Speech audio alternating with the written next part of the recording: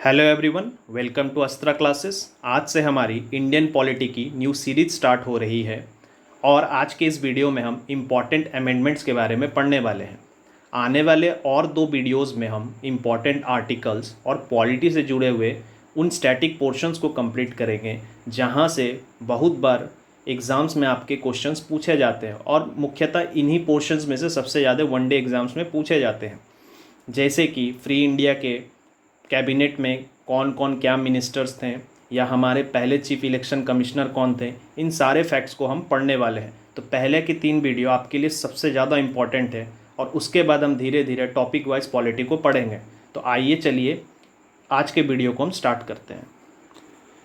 First constitutional amendment act 1951 में 9 schedule को add किया गया, यानी कि कोई भी लॉ पार्लियामेंट अगर बनाती है और उसे 9th शेड्यूल में रखती है तो it is not subjected to judicial review, जो कि बाद में जाके यानी कि 9th शेड्यूल बाद में जाके चैलेंज होती है। और आईआर कोल्हियो केस 2007 में सुप्रीम कोर्ट ने कहा कि जो भी लॉज 24 अप्रैल 1973 यानी कि केशव नंदा भारती केस का ये जजमेंट डे था, इसके पहले अगर 9th शेड्यूल में कोई भी लॉ अगर ऐड है, इस डेट से पहले कोई अगर लॉ 9th शेड्यूल में ऐड है तो it is not subjected to judicial review.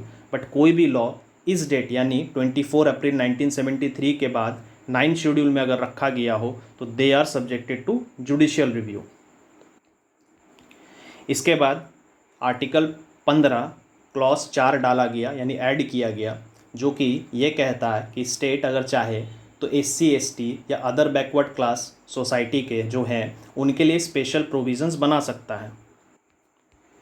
तीसरा था आर्टिकल 19 क्लॉज 6, जो कि एक रीजनेबल रिस्ट्रिक्शन है। Article 19 clause 1 sub clause G आपको कोई भी प्रोफेशन को प्रैक्टिस करने का, ऑक्यूपेशन हो या कोई भी ऑक्यूपेशन, ट्रेड या बिजनेस को कैरी आउट करने का राइट देती है। बट कुछ एरियाज़ ऐसे होते हैं जिन्हें स्टेट के साथ रखना ही बेहतर होता है, यानी it is required to be kept with the state for national interest. इस कारण से फर्स्ट कॉन्स्टिट्यूशनल अमेंडमेंट एक्ट के द्वारा आर्टिकल 19 क्लॉज 6 को ऐड किया गया, जो कि रीजनेबल रिस्ट्रिक्शन था कि स्टेट चाहे तो कुछ रीजनेबल रिस्ट्रिक्शंस इस आर्टिकल के तहत लगा सकता है, यानी स्टेट मोनोपोली कुछ सेक्टर्स के लिए अलाउ कर दिया गया। यानी स्टेट्स चाहे तो कुछ मोनोपोली कर सकती हैं अगर ज़रूरत पड़ी और वो नेशनल इंटरेस्ट के लिए हुआ तो। इसके बाद 10th कॉन्स्टिट्यूशनल अमेंडमेंट एक्ट 1961 के तहत दादरा एंड नागर हवेली को as a union territory Bharat में शामिल कर लिया गया। 12th कॉन्स्टिट्यूशनल अमेंडमेंट एक्ट 1962 के तहत गोवा, दमन एंड दीव को इंडिया का पार्ट बना लिया गया। 13th कॉन्स्टिट्यूशनल अमेंडमेंट एक्ट 1962 में आर्टिकल 371A और नागालैंड को जोड़ा गया।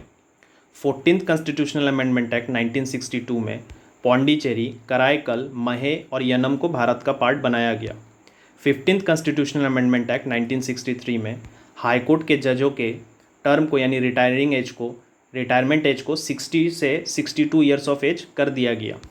21st कॉन्स्टिट्यूशनल अमेंडमेंट एक्ट 1967 में सिंधी को भारत का 15वां ऑफिशियल लैंग्वेज बना दिया गया।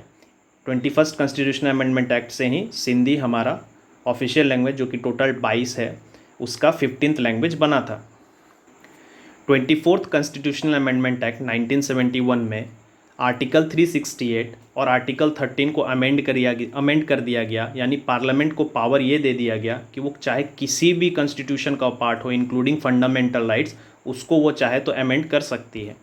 31st कॉन्स्टिट्यूशनल अमेंडमेंट एक्ट 1973 से लोकसभा में सीट्स को 525 से 545 कर दिया गया और यूनियन टेरिटरीज़ की सीट्स को 25 से घटाकर 20 कर दिया गया। 35th कॉन्स्टिट्यूशनल अमेंडमेंट एक्ट 1974 में सिक्किम को एसोसिएट स्टेट का दर्जा मिला। 36th कॉन्स्टिट्यूशनल अमेंडमेंट एक्ट 1975 में सिक्किम फुल फ्लेजेड स्टेट बन गया भारत का। 38th कॉन्स्टिट्यूशनल अमेंडमेंट एक्ट 1975 में ऑर्डिनेंस बाय प्रेसिडेंट और गवर्नर ये किसी भी कोर्ट में किसी भी ग्राउंड में चैलेंज नहीं हो सकेगा, ये ऐड कर दिया गया। 42nd कॉन्स्टिट्यूशनल अमेंडमेंट एक्ट 1976, जिसे मिनी कॉन्स्टिट्यूशन ऑफ इंडिया भी बोला जाता है, इस कॉन्स्टिट्यूशन अमेंडमेंट एक्ट से प्रियम्बल में 3 शब्द सोशलिस्ट, सेक्युलर और इंटीग्रिटी को जोड़ा गया। पार्ट 4A यानी कि फंडामेंटल ड्यूटीज़ को ऐड किया गया और साथ के साथ ये भी ऐड किया गया कि प्रेसिडेंट जो है काउंसिल ऑफ मिनिस्टर्स के एडवाइस पर एक्ट करेंगे। और DPSP यानी directive principle of state policy को फंडामेंटल राइट्स यानी मौलिक अधिकार से प्रेसिडेंस दिया गया। मतलब कि कहीं अगर बात DPSP और फंडामेंटल राइट्स की आती है और दोनों के बीच में कन्फ्लिक्ट हो रहा है तो प्रेसिडेंस यानी प्रायोरिटी DPSP को दिया जाएगा। 43rd कॉन्स्टिट्यूशनल अमेंडमेंट एक्ट 1977 में जो भी जुरिस्डिक्शन सुप्रीम कोर्ट और हाई कोर्ट से छीन लिया गया था उसको फिर से रिस्टोर कर दिया गया। 44th कॉन्स्टिट्यूशनल अमेंडमेंट एक्ट 1978 में आर्टिकल 300 है यानी राइट टू प्रॉपर्टी जो कि पहले फंडामेंटल राइट हुआ करती थी उसे आर्टिकल 300A में ऐड कर दिया गया, यानी अब वो आपकी फंडामेंटल राइट नहीं रही। साथ के साथ इंटरनल डिस्टर्बेंस वाले शब्द को आर्म्ड रेवेलियन से बदल दिया गया। माफ़ कीजिएगा, यहाँ 26 गलती से आ गया है, कृपया आप इसे ध्यान ना दें। और कोर्ट्स का पावर जो कि प्राइम मिनिस्टर या स्पीकर के इलेक्शंस को लेके यानी कि उनके इलेक्शन के डिस्प्यूट को लेके डिसाइड करने का पावर था वो छीन लिया गया था, उसे भी रीस्टोर कर दिया गया 44th कॉन्स्टिट्यूशनल अमेंडमेंट एक्ट 1978 के द्वारा। 52 कॉन्स्टिट्यूशनल अमेंडमेंट एक्ट 1985 से 10th शेड्यूल को जो कि एंटी डिफेक्शन लॉ है उसे ऐड कर दिया गया। 55th कॉन्स्टिट्यूशनल अमेंडमेंट एक्ट 1986 से अरुणाचल प्रदेश का फॉर्मेशन होता है। 56th कॉन्स्टिट्यूशनल अमेंडमेंट एक्ट 1987 में गोवा को स्टेटहुड मिलता है, गोवा अब स्टेट बन जाती है। 61st कॉन्स्टिट्यूशनल अमेंडमेंट एक्ट 1988 में वोटिंग एज को 21 साल से घटाकर 18 साल कर दिया जाता है। 69th कॉन्स्टिट्यूशनल अमेंडमेंट एक्ट 1991 से आर्टिकल 239 कैपिटल AA और 239 AB इसको ऐड कर दिया जाता है जो कि नेशनल कैपिटल ऑफ दिल्ली से रिलेटेड है। 71st कॉन्स्टिट्यूशनल अमेंडमेंट एक्ट 1992 में मणिपुरी, कोंकणी और नेपालीस को हमारे ऑफिशियल लैंग्वेज में ऐड कर दिया जाता है। 73rd कॉन्स्टिट्यूशनल अमेंडमेंट एक्ट 1992 में 11वां शेड्यूल और पंचायती राज को कॉन्स्टिट्यूशनल स्टेटस दिया जाता है। 74th कॉन्स्टिट्यूशनल अमेंडमेंट एक्ट 1992 से म्यूनसिपलिटीज़ यानी पार्ट 9A को ऐड किया जाता है और 12वां शेड्यूल को हमारे कॉन्स्टिट्यूशन में ऐड किया जाता है। 86th कॉन्स्टिट्यूशनल अमेंडमेंट एक्ट 2002 से आर्टिकल 21A और हमारा 11वां फंडामेंटल ड्यूटीज़ को ऐड किया जाता है। Article 21A capital A right to education है जो कि एक फंडामेंटल राइट है। 89th कॉन्स्टिट्यूशनल अमेंडमेंट एक्ट 2003 से national commission for scheduled tribe को ऐड किया जाता है। 91st कॉन्स्टिट्यूशनल अमेंडमेंट एक्ट 2003 से काउंसिल ऑफ मिनिस्टर लोकसभा के जितने मेंबर है उसका 15% या स्टेट में अगर काउंसिल ऑफ मिनिस्टर है तो स्टेट लेजिस्लेटिव असेंबली के जितने भी मेंबर्स है उसका मैक्सिमम 15% ही हो सकते हैं। 92nd कॉन्स्टिट्यूशनल अमेंडमेंट एक्ट 2003 में बोडो, डोगरी, मैथिली और सैंथली को ऐड कर दिया गया हमारे ऑफिशियल लैंग्वेज में और इसके बाद हमारा ऑफिशियल लैंग्वेज 22 हो गया।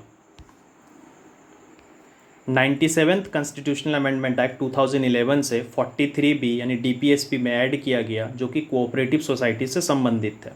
99th कॉन्स्टिट्यूशनल अमेंडमेंट एक्ट 2014 में नेशनल जुडिशियल अपॉइंटमेंट कमीशन को इंट्रोड्यूस किया गया जिसे सुप्रीम कोर्ट ने 16 अक्टूबर 2015 को इस अमेंडमेंट को क्वैश कर दिया।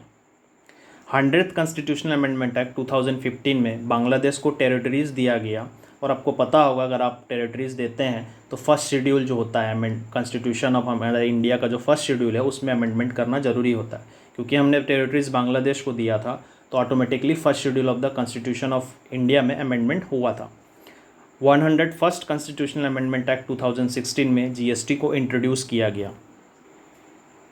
102nd कॉन्स्टिट्यूशनल अमेंडमेंट एक्ट 2018 में national commission of backward class को कॉन्स्टिट्यूशनल स्टेटस दे दिया गया।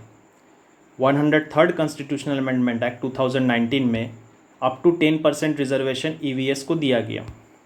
104th कॉन्स्टिट्यूशनल अमेंडमेंट एक्ट 2019 से एंग्लो इंडियन का जो रिजर्वेशन होता था लोकसभा में या स्टेट लेजिस्लेटिव असेंबली में उसे हटा दिया गया और एससीज और एसटी का रिजर्वेशन को, यानी कि सीट्स पर उनका जो रिजर्वेशन होता है, लोकसभा हो या स्टेट लेजिस्लेटिव असेंबली हो, तो उस पर उस रिजर्वेशन को एक्सटेंड कर दिया गया 10 सालों के लिए। 105th कॉन्स्टिट्यूशनल अमेंडमेंट एक्ट 2021 जो कि लेटेस्ट है, इसमें स्टेट गवर्नमेंट और यूनियन टेरिटरीज का पावर को रिस्टोर कर दिया गया ताकि वो खुद के socially and economically backward class को आइडेंटिफाई कर सकें। इससे पहले ये पावर प्रेसिडेंट को दे दिया गया था।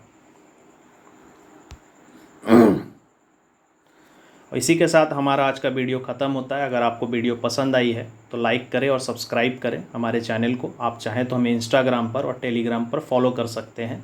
इस क्लास के नोट्स और बाकी हमारे सारे वीडियोस के नोट्स हमारे टेलीग्राम चैनल पर उपलब्ध है। आप वहां से जुड़कर सारे नोट्स को डाउनलोड कर सकते हैं। Thank you very much.